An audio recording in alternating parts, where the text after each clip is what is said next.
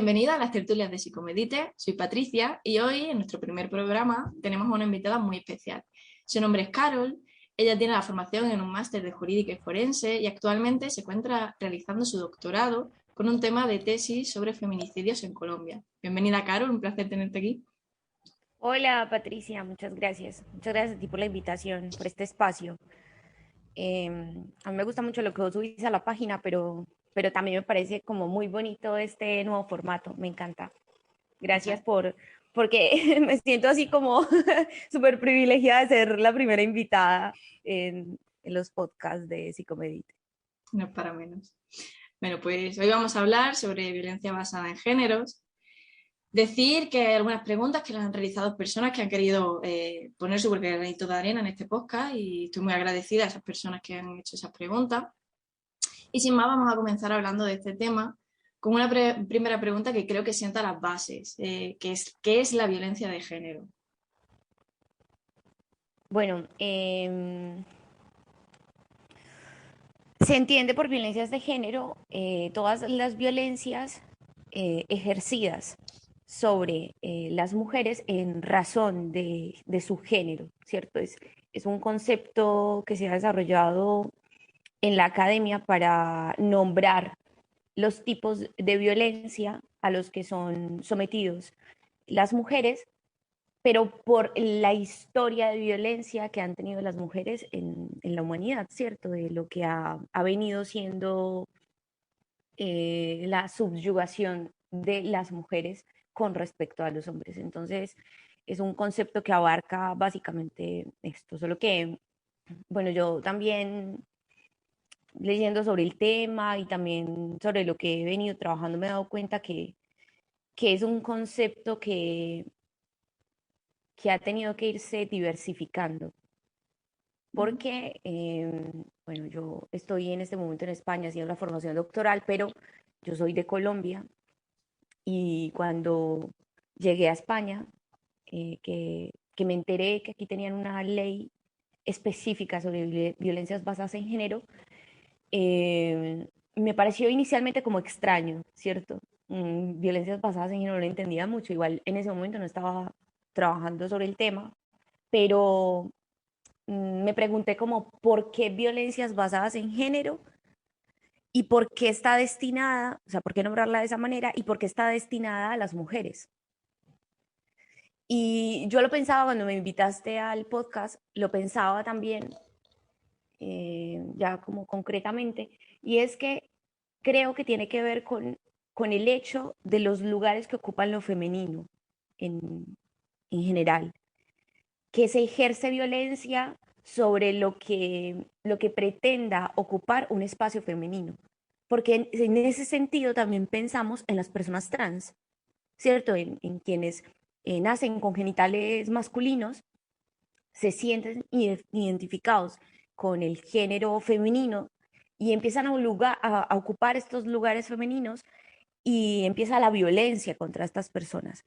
Entonces, eso como, bueno, para contarles también lo que para mí significó entender lo que eran las violencias basadas en género y cómo esto parte de un concepto académico que luego se extrapola en la aplicabilidad en términos legislativos, ya de lo que tiene que ver con los países, pero también lo que significa para las personas entender la violencia basada en género. Bueno, me has comentado anteriormente que hay gente que no cree en la violencia de género como tal. Cuenta un poco qué te referías con eso que me comentaste hace tiempo, que también me parece interesante, que haya Bueno, gente es que no crea o claro, que lo lleve de otra forma, ¿no?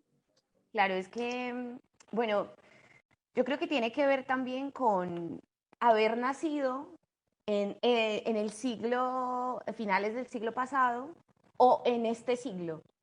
Estamos hablando de que los derechos que tenemos las mujeres sobre la mitad del siglo pasado hasta la fecha no corresponden a los derechos que tenían las mujeres hace 200, 300 años.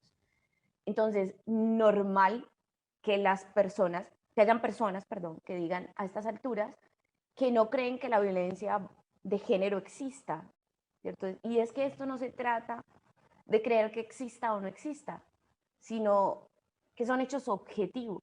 La mutilación femenina existe, ¿cierto? Eso es una realidad. Que hay lugares en el mundo donde se lastiman mujeres por bases culturales que se han sostenido durante milenios. Entonces, ahí también, digamos, esos mismos, no, bueno, no esos mismos constructos culturales, sino otros, pero que son finalmente eh, cosas que se han preservado en nuestros contextos occidentales. Algunas investigaciones señalan que los factores de riesgos asociados a las violencias basadas en género varían de un contexto a otro, pero que, por ejemplo, en América Latina están muy asociados con ideas culturales, como ideas de la virginidad antes del matrimonio, sostener como el estatus familiar y de cómo una mujer se casa y luego tiene que aguantarse, entre comillas, lo que sea que pase en ese entorno para preservar la armonía familiar.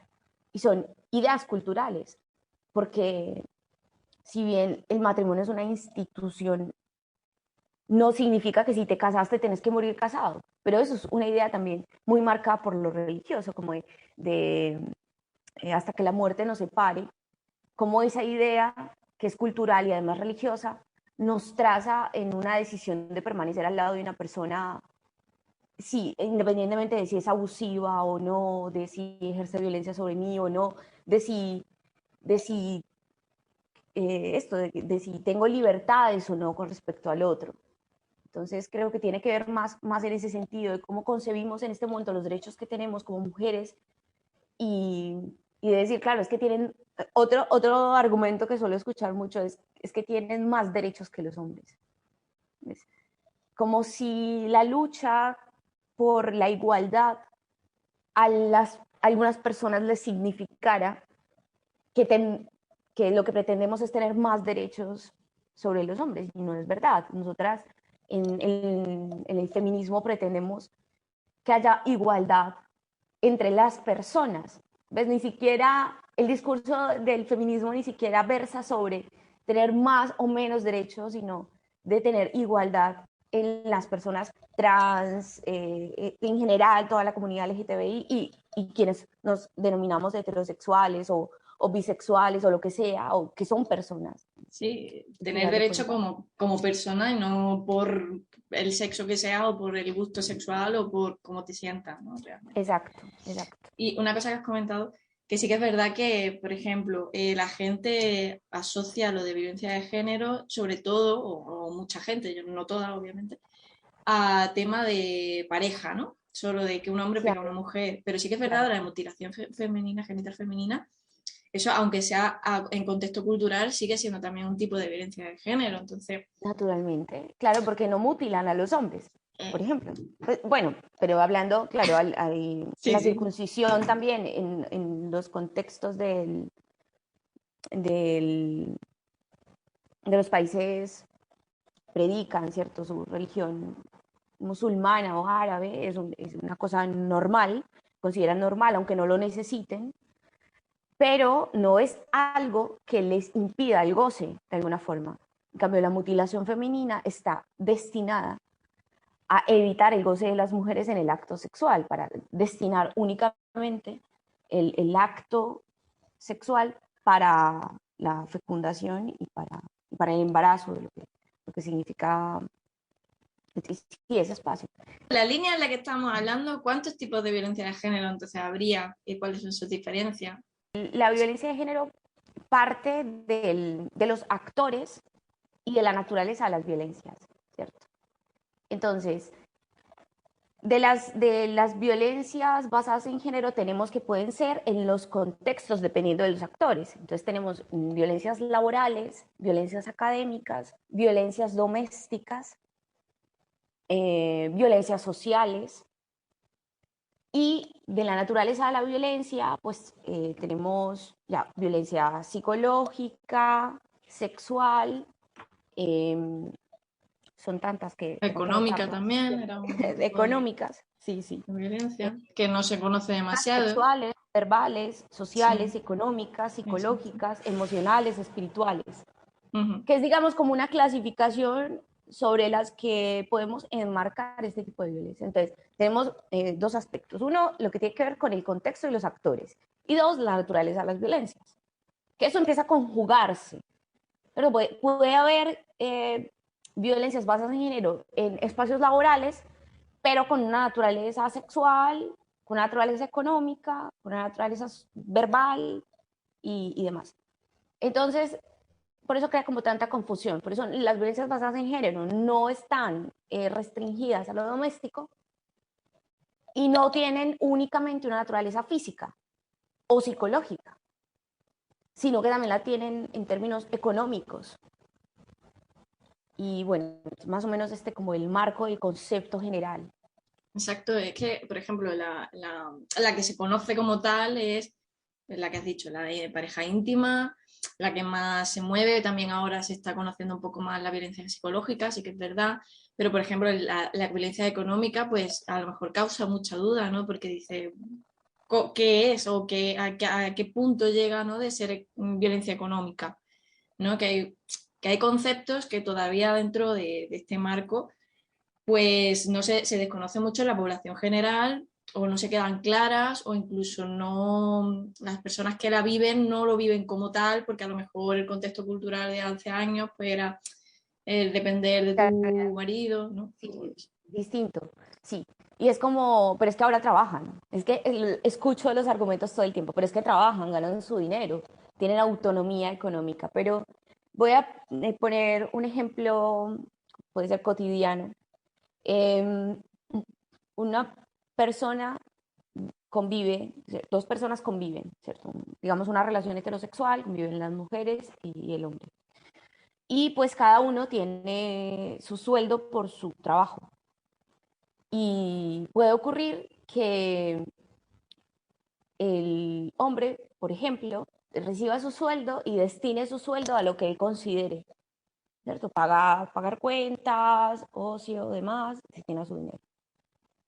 Y la mujer, por ejemplo, recibe su sueldo, pero tiene que decirle a él qué va a hacer con ese dinero.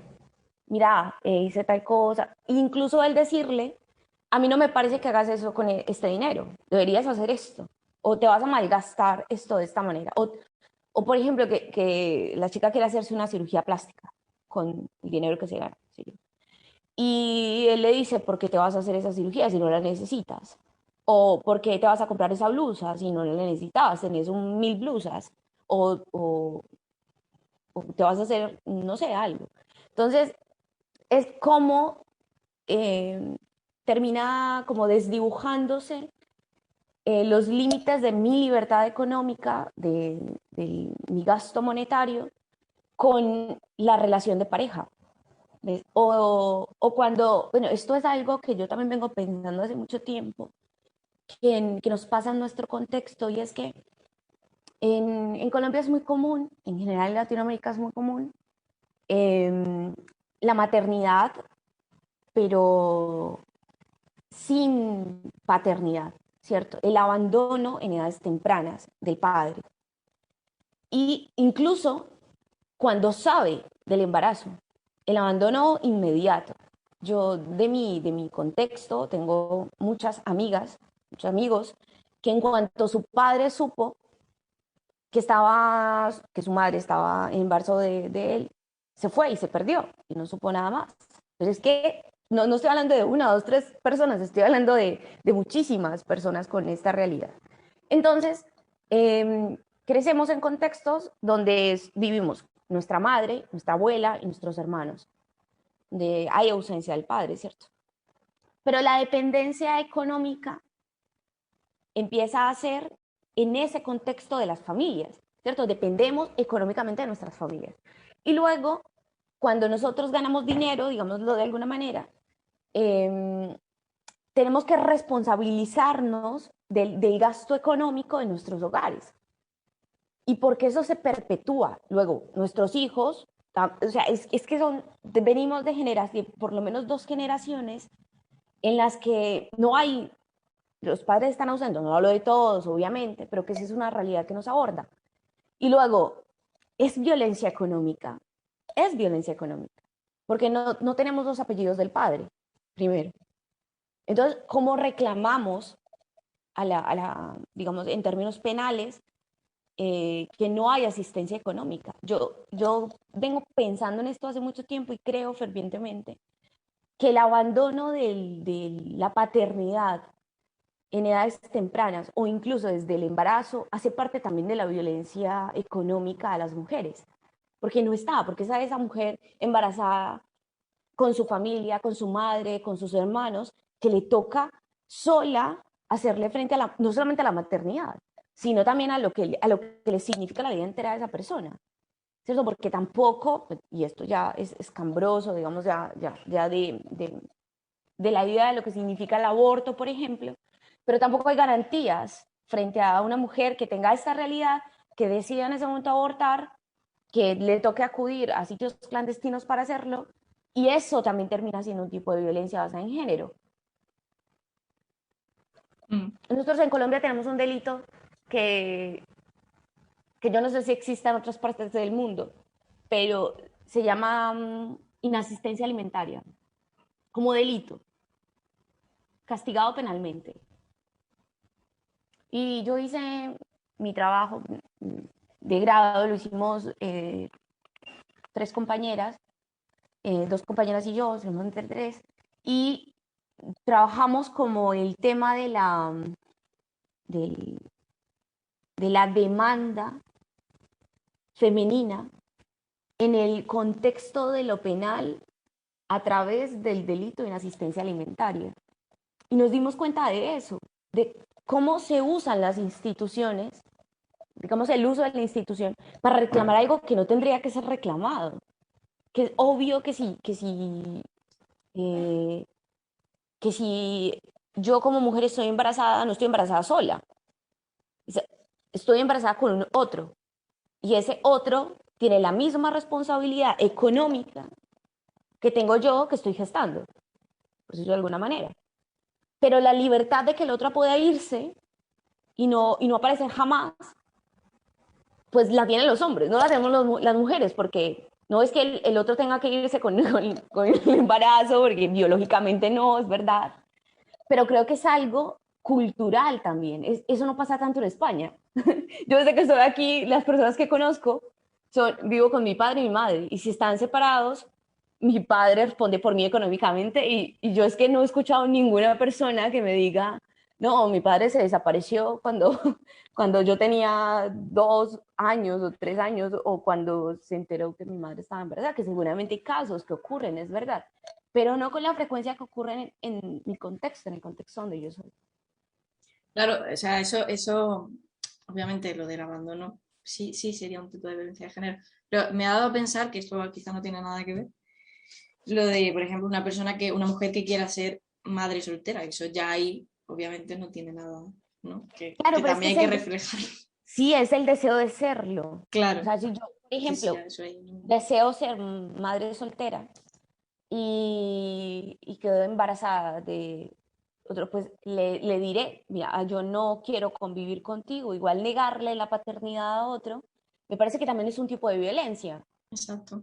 porque hay un tipo de violencia que respecta también el uso de los hijos como elemento para hacer daño al otro, que es una cosificación de los hijos también. Pero que eso tiene otras dimensiones y también está tipificado penalmente. Yo no sé aquí en España cómo se llama, pero en Colombia se llama uso indebido de la custodia de un menor o algo así. Pero tiene que ver con el hecho de que si tenemos pactado, por ejemplo, visitas o espacios para, digamos, para el goce y el disfrute del espacio, el tiempo con los hijos, yo decida que no lo ve y por mi propia decisión. Entonces, la garantía de los derechos no está estimada solo porque seamos mujeres, sino porque lo que pretendemos precisamente es la búsqueda por esa igualdad entre entre las personas en Exacto. general. Claro, entre las personas, que muchas veces también hay gente que dice, bueno, sí, pero es que, por ejemplo, esto, ¿no? De si una mujer se queda embarazada de un hombre y luego le dice al hombre, pues mira, no quiero que me vuelva, que no veas al niño y que nada. Entonces, es lo que has comentado, que también podría ser un tipo de violencia hacia esta persona, este hombre, ¿no? Que le están limitando el ver a su hijo. Yo aquí la verdad que tampoco sé la regulación. Claro, porque yo también pienso en ese sentido, pues, las mujeres que desean asumir la maternidad solas, hay métodos, ¿cierto? La fecundación in vitro es un método que te permite a ti ser madre sin un otro, que existe, pero que decidió donar y, en fin, que no es necesario, Que no ¿cierto? Y lo que hay conoces, formas. claro. Exacto. Bueno, en todo esto del tema de las violencias de género, hay unos componentes que tienen que ver con componentes individuales, componentes sociales y componentes macro, ¿cierto? Y digamos de las teorías que versan sobre el tema de las violencias basadas en género, eh, dicen que cuando este tipo de componentes digamos, se conjugan, es que la violencia se presenta, que no está limitada específicamente a un componente, lo individual, o que no está o que no se puede entender como un problema macro únicamente, sino que tiene que entenderse como lo macro influye sobre lo individual y lo individual influye sobre lo macro. Que creo que eso tampoco como que lo procesamos porque decimos, claro, pensamos en casos específicos, como decir, había un chico que su mujer lo maltrataba, le pegaba, y él fue a denunciar y cuando fueron a denunciar se burlaron de él en la comisaría o se rieron de los policías. Y asumimos que esa es la dimensión general del problema. Y no, no lo es. La dimensión real del problema es que matan más hombres, asesinan más hombres que a mujeres. Claro que sí. Pero las razones por las que se asesinan los hombres, en el caso de los homicidios, son diversas y tienen una naturaleza distinta a la naturaleza del género, ¿cierto? Del ser mujer. Porque se asesinan por tipos delictivos, por ejemplo, hurtos, eh, a ver, estoy pensando como pero es que me viene es pensar en Colombia, por ejemplo, el Sí, sí. microtráfico, el tema de pertenecer a grupos al margen de la ley, que la criminalidad también está muy asociada al asesinato de los hombres, pero está diversificada en los factores, que tienen una naturaleza estructural, social, de pobreza, de marginalidad, de guerras, porque quienes van a la guerra finalmente, quienes cargan un fusil finalmente, terminan siendo en su mayoría los hombres. Entonces, claro, los matan en este contexto, pero la mayoría de los que los matan son otros hombres. Es que no se trata de satanizar el ser hombre, sino que esto tiene unas dimensiones estructurales en lo social, históricamente hablando. Ahora, ¿cómo asesinan a las mujeres? Y de ese porcentaje que es menor en relación a los hombres, de ese porcentaje, ¿quiénes matan a las mujeres? Pues entre el 70 y el 80% de los casos son otros hombres. Y de ese porcentaje del que son otros hombres, en su mayoría son la pareja íntima, que es lo grave del asunto. Claro, claro. Sí, sí. Estaba pensando también en lo que estabas comentando antes de algo específico, por ejemplo, que dijimos lo de la violencia económica, que puede ser que la mujer pues haya dicho, usted esté ganando su dinero y le pregunte al hombre, ¿no? Pero muchas veces también te pueden decir, es claro, se tiene que dar una serie de, Actores. sí, factores que al final diga, pues sí, violencia de género, porque también puede ser el hecho de, por ejemplo, ¿no? Pues yo a mí me gusta consultar a mi pareja si le gusta este vestido o quizás no me compre este vestido por tal cosa y a mi pareja también le guste, ¿no? Un ejemplo, ¿no?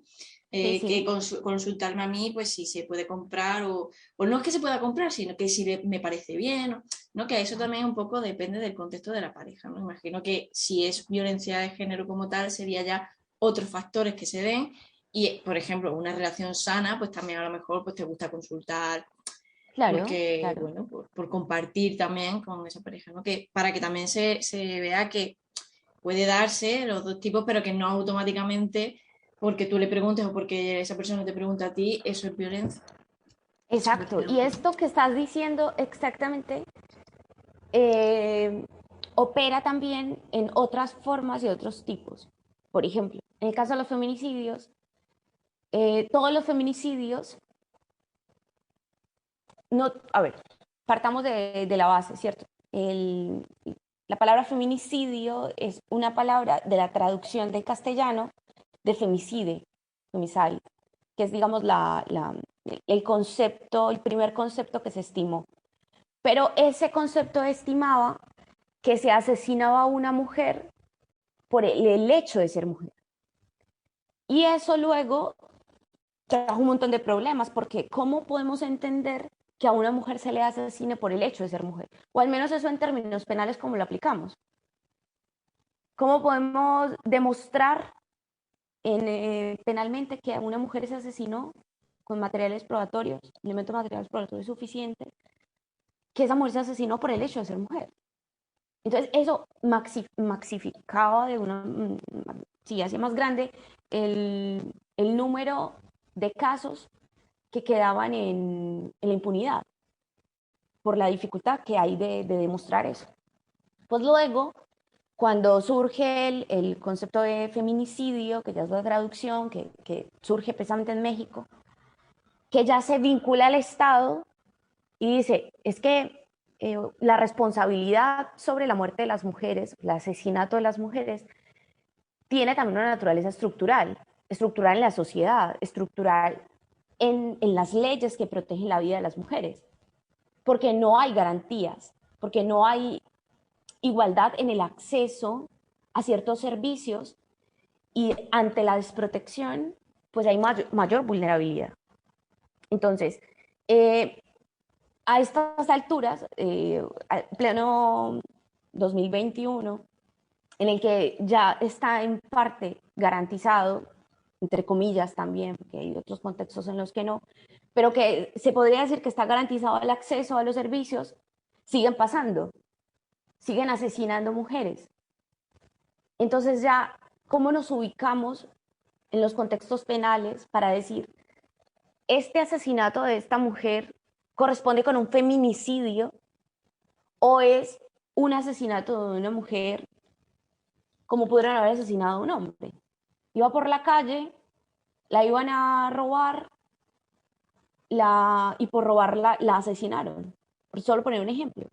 O también pasa mucho en Colombia, mucho, bueno, mucho, en los contextos donde está, digamos, donde está vigente aún la violencia, que hay una balacera, por ejemplo, hay un enfrentamiento y una mujer recibe un impacto de bala, una bala perdida, por ejemplo, y la asesinan en ese momento, ¿cierto? ¿Cómo entendemos ese asesinato y lo abordamos? Claro, porque nos decimos, ¿para qué? ¿Cierto? ¿Para qué decir si es feminicidio o no es feminicidio? Nosotros tenemos una ley a ver, ¿desde cuándo opera el feminicidio? Desde el 2015, que vuelve autonómico el delito. O sea, ya hay que entender también el asesinato de una mujer como un tipo penal diferenciado, el feminicidio o el homicidio. Pero la ley de feminicidio establece el asesinato de una mujer por el hecho de ser mujer. ¿Qué garantías procesales tenemos para demostrar algo así? Cuando hay muchos homicidios de mujeres en las relaciones de pareja íntima que corresponden con un feminicidio y otros que no. Si entendemos el feminicidio como el problema estructural y como que es un tipo también de violencia basada en género, que es la forma más extrema de la violencia basada en género. asesinar a tu pareja íntima. Y volviendo, por ejemplo, con el tema de que la violencia realmente más común, la violencia de género más común es la íntima, ¿no? La de pareja íntima, justamente. Claro, ¿y cuáles son las posibles consecuencias de ser víctima de este tipo de violencia de género? Bueno, es que es también, yo alguna vez hablaba de esto y decía, lo más cercano que tenemos como seres humanos es la familia, ¿cierto? El núcleo, tu madre, tus hermanos, y luego después de eso es con quien tú eliges vivir, o a quien tú eliges darle afecto. Y entender, cómo empezás a entender que a ese que eliges darle afecto, o a esa que eliges darle afecto, o lo que sea, empiezan a haber conflictos en la relación, y esos conflictos en la relación se convierten en agresiones, y esas agresiones terminan siendo la muerte. En ese camino, cuando empiezan a hacer los conflictos, cuando luego se trasciende la violencia, ya no se trata tanto de las heridas físicas, aunque es importante, y claro, es lo que se mide finalmente en los delitos. Tú mides el tipo de lesión, cuántos días de incapacidad tenés, porque es finalmente lo que demuestra la agresión. O en el caso de las violencias psicológicas, no mides el trauma, la secuela, pero yo creo que tiene que ver también con el hecho de que te está violentando es la persona con la que tú eliges estar. Y yo creo que la consecuencia sobre eso tiene que ver con el propio ser, con el autoestima, cómo te posicionas frente al mundo, ya cómo vuelves a mirar el mundo con los ojos de confiar en el otro, cuando la persona que tú eliges para estar termina violentándote. Ahora, esto en el tema de las violencias. Bueno, ya luego, cuando pasa el femicidio, las consecuencias son externas a la familia, a los hijos que quedan del feminicidio, a la madre que se queda sin su hija, a los hermanos que se quedan sin su hermana. Porque incluso en los casos en los que es la mujer la que asesina a su pareja, entonces medimos esas consecuencias también desde lo individual, desde lo familiar y desde lo social. Porque desde lo individual son las marcas que me quedan a mí como persona por haber estado en una relación abusiva. Porque ¿cómo le cuento yo a mis amigas, por ejemplo, que mi pareja me golpeaba? La vergüenza que eso genera ¿por qué no hiciste nada? ¿Por qué no denunciaste? ¿Por qué no me llamaste? O cualquier cosa. Claro, claro. O sea, la física, digamos que también, aunque que es más visible, pero por ejemplo, hay una que además que lo sé, cuando te hacen violencia psicológica, ¿no? Es como también la vergüenza de decir, ¿cómo le digo a la gente que una persona me ha hundido en la miseria a nivel psicológico? Sí. A cómo se lo cuento a los demás y la gente no me va a decir, ay, oye, pero es que tú eres tonta, ¿no? Los reaños para, para haberte dado cuenta y para haber contestado, para haber... Y claro, en ese momento tampoco te das cuenta del nivel o sea, de esa violencia psicológica que te están haciendo. No te das cuenta de, uff, me están humillando. Porque es muy Porque sutil, es además. tan sutil y además es como un cuentagotas durante muchos días y no te das cuenta. Llega un momento en que lo que esa persona dice es la verdad absoluta porque tú eres una mierda, porque al final te han hecho sentir como una mierda. Claro. Y porque se conjugan también características individuales. Niveles Sí, altos de dependencia exacto. con niveles altos de narcisismo, de manipulación, de tendencia a la agresividad. Y eso termina siendo un cóctel que termina desembocando en, en agresiones, en agresiones Claro. físicas, en violencia psicológica y demás. Aquí es donde cabe decir que como eso es un cóctel, puede ser que una parte pertenezca a los hombres y otra parte a las mujeres. Claro, son dos seres humanos con características individuales que termina desembocando en violencia, que es por esto que también puede pasarle a los hombres, como nos pasa a las mujeres. Pero que nos pasa más a las mujeres, pues los datos y las cifras o sea, lo confirman, nos pasa más a nosotras. Y es también porque, claro, porque no denuncian los hombres, si también están sometidos a agresiones y y a violencias, por la vergüenza social. ¿Y Efectivamente. qué significa la vergüenza social? Es decirle a otro hombre, cuando voy a ir a poner una denuncia, es que mi mujer me golpeaba. Y voy a Oye, hacer, iba a hacer una expresión que, perdón, pero en mi contexto es súper común, sin ánimo de denigrar, que hago aquí una acotación. La expresión es, ¿vos que sos marica o qué? ¿Cómo te vas a pegar de tu mujer?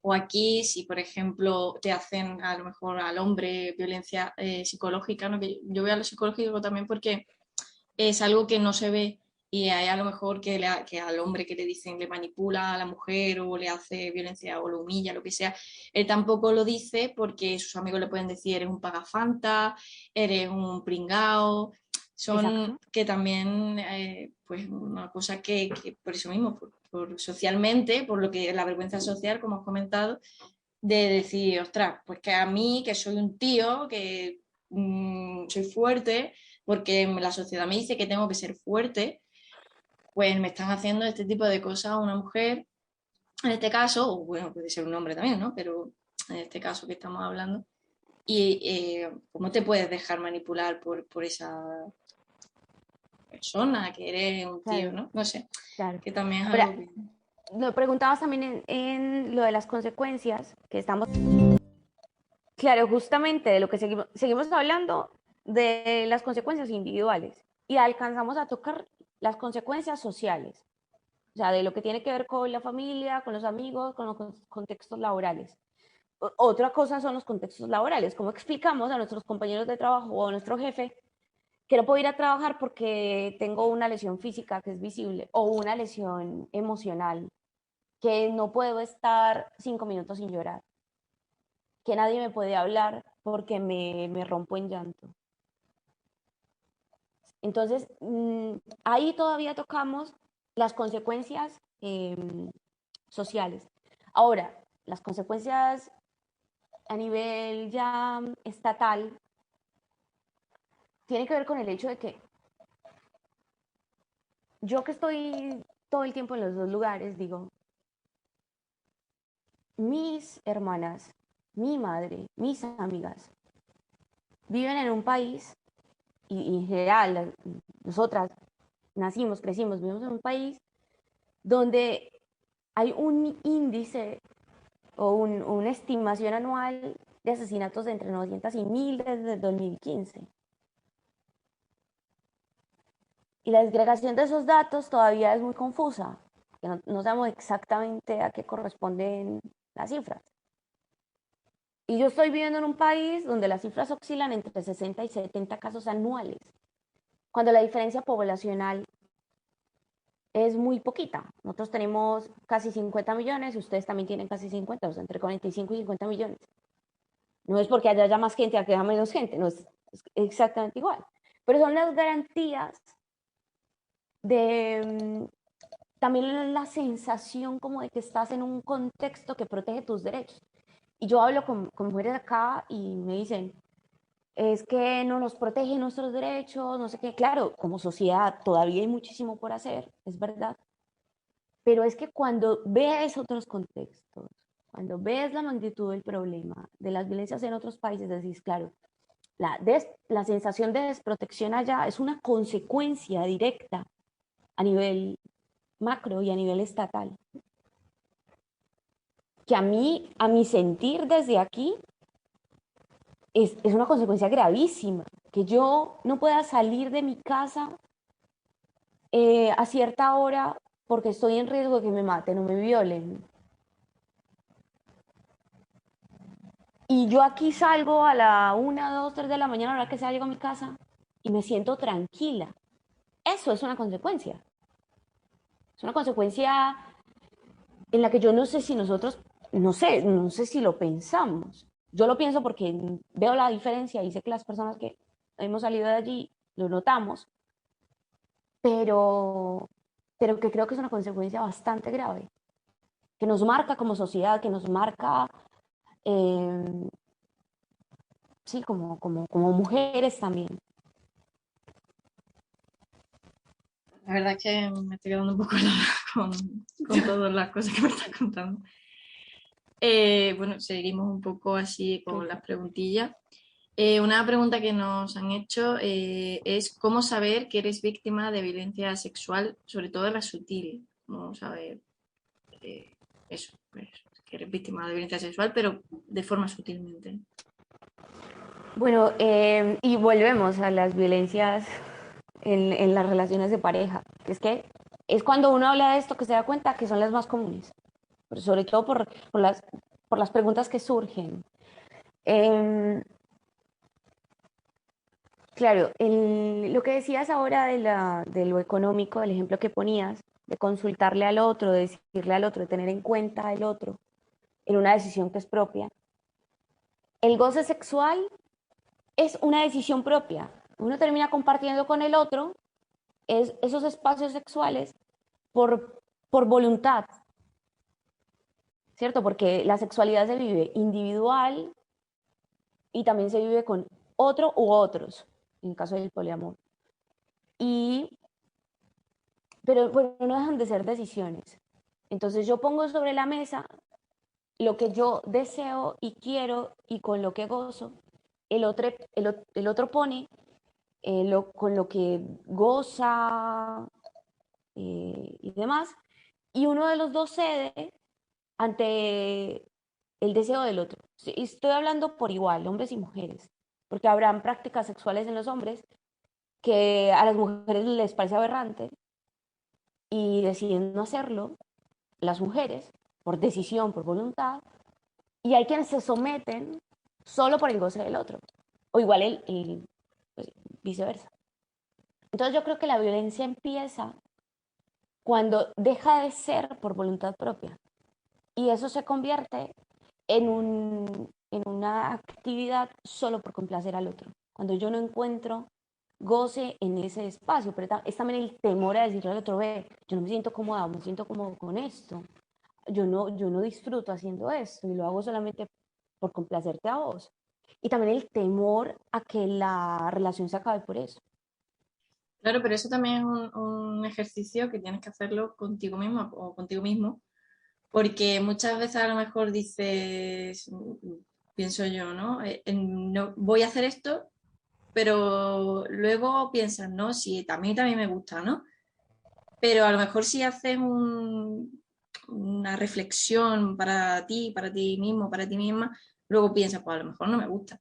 Entonces, ese tipo de cosas también tenemos que ser conscientes, o sea, tener conciencia de realmente lo que nos gusta, porque hay mucha gente que, esto ya es otro tema, esto ya de sexualidad, pero muchas veces no sabemos lo que nos gusta en sí porque no hemos experimentado, porque tal cosa, y pues lo que nos digan o nos propongan, pues dice, bueno, voy a probar porque a lo mejor, ¿sabes? Y también Y, ese y trabajo claro, es que contigo las mismo. parejas, sí, porque las parejas se convierten en un espacio también exploratorio, de vamos a mirar eso, vamos a mirar aquello, prácticas que me resultan interesantes, en fin. Y, y claro, partís de la voluntad de hacerlo o no, uno, de creer que me puede gustar o no, o incluso de hacerlo y no gustarme y decir no lo voy a hacer más porque no me gustó. Lo otro es hacerlo, no me gustó, no decirlo, seguir haciéndolo para complacer al otro. Eso Efectivamente, de la ese forma más matiz. sutil, porque lo siguiente es hacerlo, no me gustó, decirle que no me gustó y sin embargo sentir la presión de lo otro para seguir haciéndolo como una forma de es que si no lo haces no me amas, si no lo haces no consideras que a mí me gusta. Es todo esto que tiene que ver ya también con dinámicas en las relaciones, de manipular al otro en virtud de mi propia ganancia o de lo que yo pretendo o deseo. instrumentalizar al otro. Yo creo que se reduce también a eso. ¿Cómo volvemos un instrumento, objetivamos el otro, o sea, lo volvemos un objeto de nuestro propio goce? Ahí eliminamos al otro. Exacto. Bien, era para matizar porque mucha gente a lo mejor no... Claro, claro, claro. Más complejo a lo mejor. Bueno, hemos hablado también de, ya has comentado algunas diferencias que has visto aquí, por ejemplo, en España con respecto a Colombia. Y bueno, hay diferencias, pero a nivel, por ejemplo, entre Europa y Latinoamérica, ¿qué diferencias crees que hay con el tema, a lo mejor, del concepto de violencia de género o cualquier otro ámbito? Bueno, es que yo creo que esas diferencias terminan nombrándose a partir de la legislación, de cómo se aborda legislativamente el problema. Hay países en Latinoamérica que abordan las violencias de género como un tipo agravante de la conducta penal. Entonces, agravar la conducta, por ejemplo, unas lesiones, pero se agrava la lesión cuando se comete el acto en contra de una mujer o ya otro agravante puede ser contra una persona que pertenezca a la comunidad LGTBI más.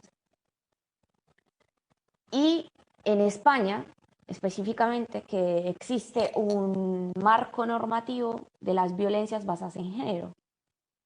Es la Ley Orgánica 1/2004, puede ser. Sí, que es la ley integral contra la violencia de género. Pero es que eso es un marco que regula el acceso a todos los servicios con los que cuenta el Estado de las mujeres que pueden ser víctimas de violencias basadas en género. Pero aquí, por ejemplo, no existe un tipo penal de feminicidio. Claro, Por sí. ejemplo. Vamos, yo lo desconozco. En Colombia sí existe. Y, y uno dice, claro, existe, pero los números no se reducen. Hay más números, incluso. Hay más casos. Curioso porque si se supone que eso se pena, ¿cómo hay más casos, no? Exacto. Y no Curioso. solamente eso, sino si se supone que la creación de leyes lo que busca es no solamente castigar, en este caso de la creación del tipo penal, sino prevenir que esto suceda, que el fin último del derecho penal es la prevención, siguen ocurriendo. Y esta es una pregunta que tiene que ver también con mi formación y que yo me voy respondiendo seguramente y que espero al final de mi formación haberme respondido, pero creo que tiene que ver con la forma en la que abordamos la etimología criminal de la ocurrencia. Porque nosotros allá sabemos que los casos en términos numéricos están, pero ¿en qué contexto vivían las mujeres? ¿En qué contextos económicos? ¿En qué contextos sociales? ¿Tenían trabajo? ¿No tenían trabajo? ¿Tenían prevalencia de qué enfermedades? ¿De qué trastornos psicológicos, por ejemplo? ¿Tenían consumo de sustancias o no? ¿Estaban en la pobreza extrema o no? ¿Tenían empleo? En fin. ¿Tenían hijos? ¿No tenían hijos? ¿Habían sido víctimas del conflicto armado o no? Hay una investigación en Antioquia específicamente que buscaba relacionar el índice de feminicidios con la destinación territorial al, a la siembra de cocaína, o sea, al cultivo de cocaína. Y encontró que los sectores que más destinaban a la producción de coca tenían índices más altos de feminicidio. Que eso también es algo de lo que se ha hablado, como el conflicto, la militarización de los espacios influye sobre las violencias contra las mujeres, porque dificulta el acceso a los servicios básicos. Entonces el índice de pobreza aumenta, la inseguridad aumenta. y todos esos componentes que influyen en la violencia contra las mujeres, específicamente hablando de este tema. Entonces, hay diferencias en tanto a factores de riesgo, porque son contextos diferentes, claro, porque aquí, por ejemplo, se encontró que durante el periodo de la crisis, en el 2008, aumentaron los casos, pero porque un factor de riesgo importante en España es el desempleo de los hombres, el caso de los feminicidios. No se ha encontrado prevalencia de trastornos mentales, de psicopatía, por ejemplo, pero se ha encontrado que el hecho de que el hombre esté desempleado aumenta el riesgo de su pareja de ser víctima de violencia. Digamos que a lo mejor, bueno, lo digo desde el desconocimiento, el, el hecho simplemente a lo mejor del desempleo, de la falta de dinero, de la falta de tener recursos, ¿no? El tema de pobreza, como has comentado antes, sí se puede, por eso mismo, por el acceso o el desconocimiento a lo mejor de los accesos a lo que, ¿no? A tener remedio a ese tipo de, ¿no? Sí, sí. En Estados Unidos, por ejemplo, se encontró que el acceso a las armas era uno de los factores de riesgo más importantes. Pero es que no tener un arma te hace matar a tu pareja íntima. Es el cóctel de factores que influyen en lo individual, en lo social y en términos macro de lo que estamos hablando. Ese cóctel es lo que genera la violencia en un momento específico y lo que termina desencadenando en un momento específico un homicidio, un feminicidio. Eso en Estados Unidos, por ejemplo.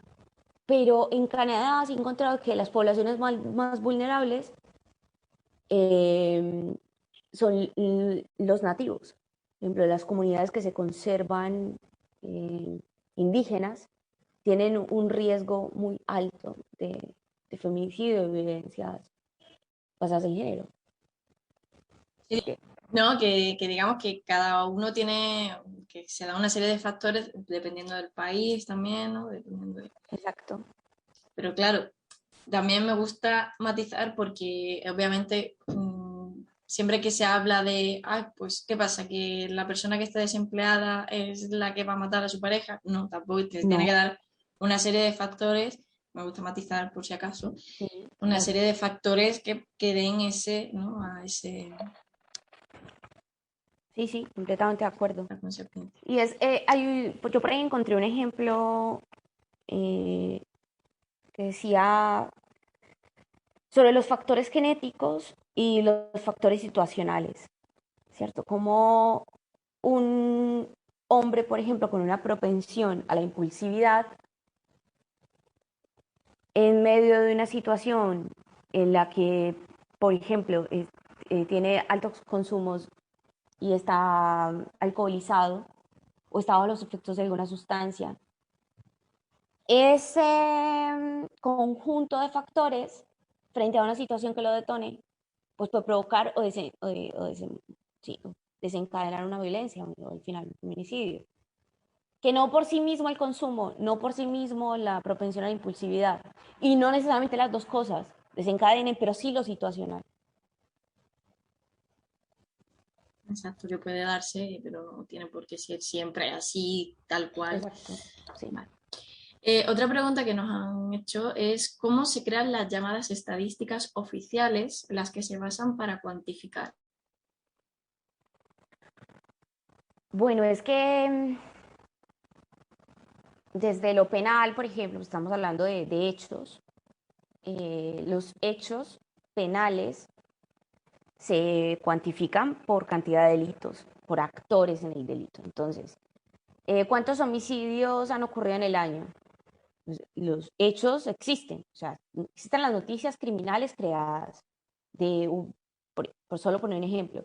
En lo que va corrido el año, en estos 6 meses, en los primeros 6 meses, hubieron, por poner una cifra aleatoria, hubieron 300 homicidios.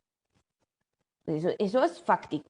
Hubieron 300 homicidios. Esos datos los tiene, en mi caso, en la fiscalía, en Colombia, hablo de mi caso, pues en mi país, quien asume la acusación siempre, quien asume la investigación de los delitos es la fiscalía. Entonces esos datos los tiene siempre la fiscalía.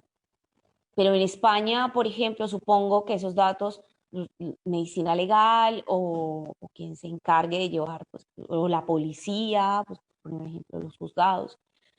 Ahora, eso de los hechos fácticos.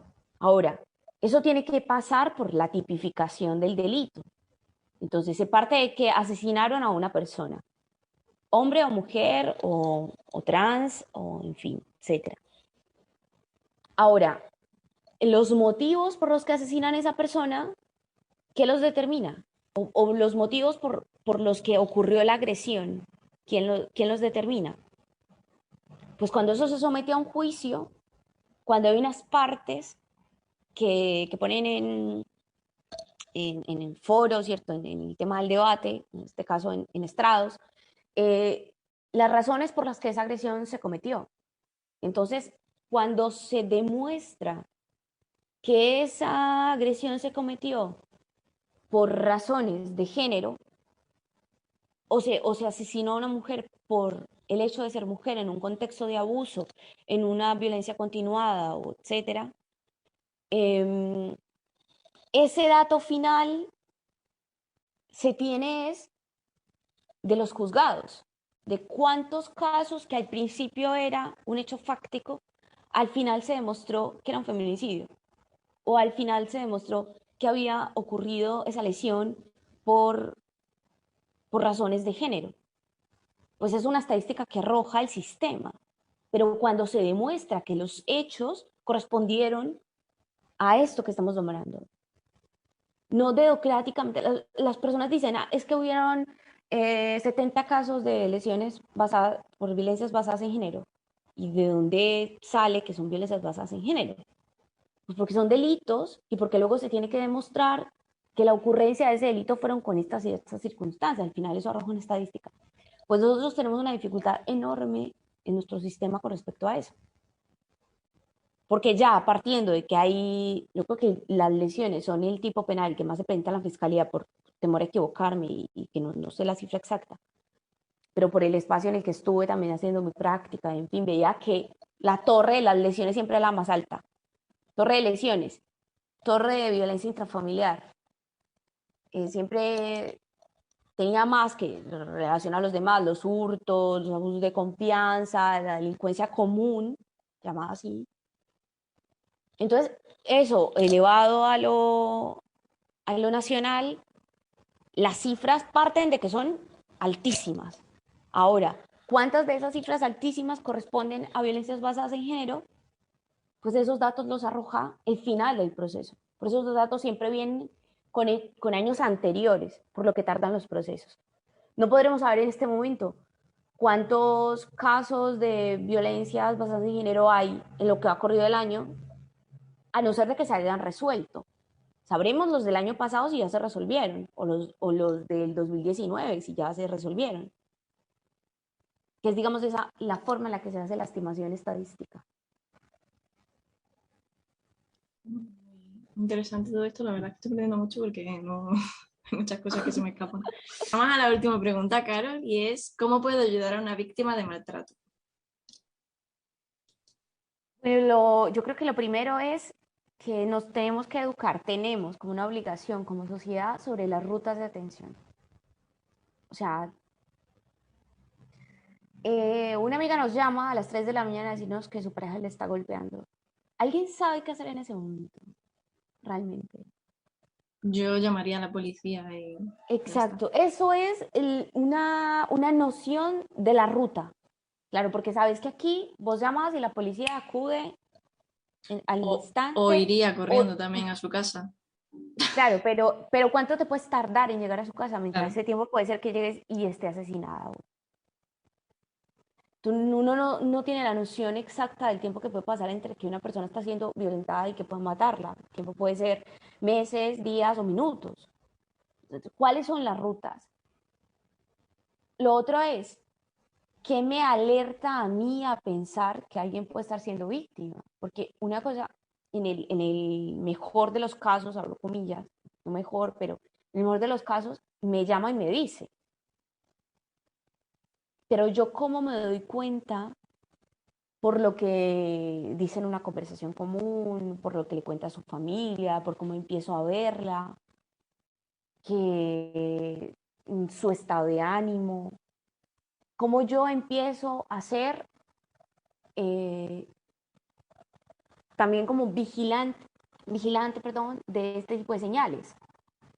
Porque claro, cada uno va con su vida, con sus problemas, y normal, cada uno tiene su vida y intenta no meterse en la vida de los demás, pero que esto es algo también sobre lo que quiero puntualizar. Una de las estrategias que se empezó a utilizar, que creo que esto marcó un antes y un después de las violencias basadas en género, específicamente en el contexto de las violencias domésticas, fue entender que eso dejó de ser privado y empezó a ser un problema público. Público que empezó a ser un problema del Estado. Público porque ya cualquier persona puede denunciar una violencia doméstica. Incluso está en la obligación de hacerlo porque pasó a ser oficioso. O sea, no hay creyente en la violencia doméstica. Porque también entendemos la naturaleza que tienen ese tipo de violencias, que tiene que ver con lo personal, con lo íntimo. Pero que si lo dejamos en lo privado, difícilmente nos damos cuenta y difícilmente podemos prevenirlo y difícilmente nos podemos adelantar. Entonces, uno es activar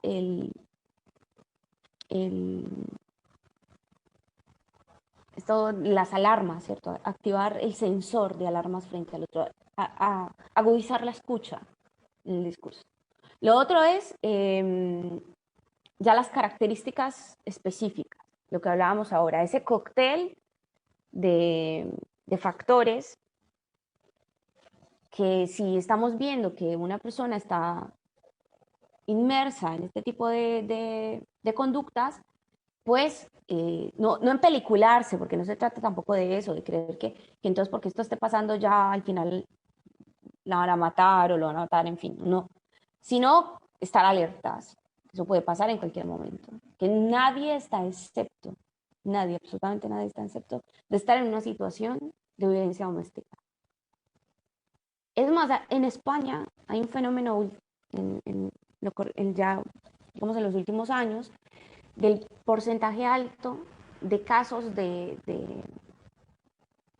feminicidios sin violencia previa. Sí, como Eso una ya es violencia silenciosa, ¿no? Que a lo mejor... claro, que a lo mejor y en un momento determinado, específico, eso estalla y el estallido es el asesinato, que es ya, digamos, mucho más difícil anticiparse a este tipo de casos. Entonces, ¿cómo ayudar? Pues agudizando la escucha, conociendo las rutas de atención y sobre todo, y lo más importante, es desculpabilizar.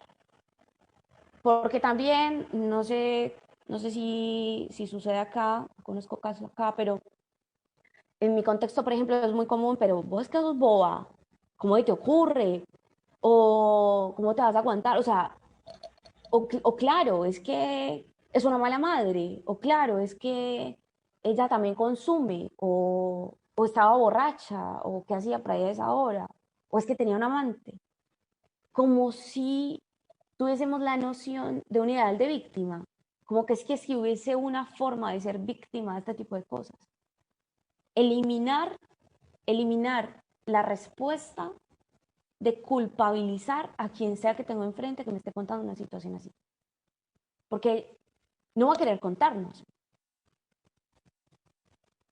Sí, por ejemplo, sí. Es que ese es el tema, que a lo mejor esa persona, si tú le preguntas porque tú la conoces muy bien, es tu mejor amiga o lo que sea, y conoces muy bien a esa persona y sabes que está teniendo un comportamiento muy raro, o está muy triste, o está lo que sea, y tú le dices, oye, te está pasando esto, y ella no te lo quiere contar.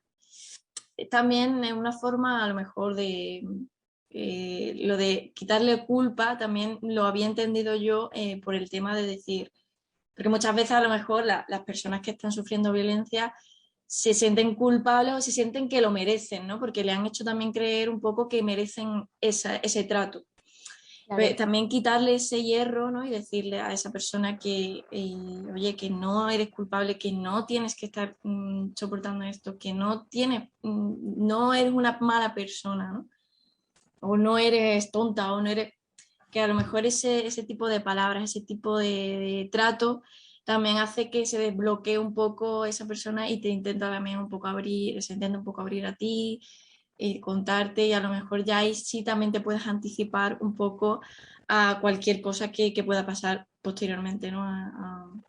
sí, completamente de acuerdo, completamente de acuerdo. Y, y en ese momento, sobre todo, pensar en que puedes tú ser la única persona que pueda estar escuchando eso. Y el esfuerzo tan grande que tiene que estar haciendo la persona que tiene enfrente para contarte eso a ti, como para que encima vos respondas de esa manera. Yo sé que a veces también nos puede como la frustración de intentar que la otra persona despierte, reaccione, pero es en vano. Sí, esa es nuestra respuesta, completamente. Bueno, pues la verdad es que la charla ha sido muy interesante, Carol.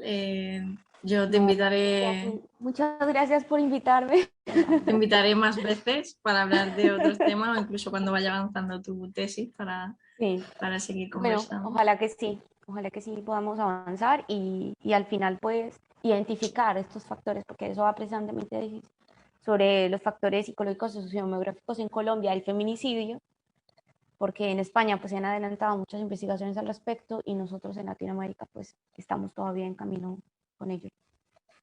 Espero que tengas muchísima suerte en tu tesis, en todos los pasos que Muchas des, y que gracias. descubras muchísimas cosas y que aportes siempre cosas nuevas que puedan ayudar, y que estoy segurísima que lo harás. Muchísimas Y gracias a ti por el espacio, de verdad, es muy valioso siempre hablar de estas cosas. Eh, yo creo que este es el aporte también que hacemos desde nuestra cotidianidad, hablar de esto, porque es cuando no hablamos de esto que lo perpetuamos. Hablándolo, visibilizamos. bueno, Carol, no sé si quieres comentar algo más antes de cerrar esta sesión. Bueno, lo que suelo decir cuando hablo de estos temas es en memoria siempre de las que ya no están, que de estas que a lo mejor no encontraron ayuda o que cuando la buscaron no fue, esa ayuda no fue suficiente, que tenemos una responsabilidad como social en este tema todo el tiempo. Y bueno, agradecerte también a ti por abrir este espacio en tu canal y que y nada de eso. Gracias. Muchísimas gracias, Carol. Me despido ya de ti, hasta la próxima, y mucha suerte. Bueno, gracias, chao.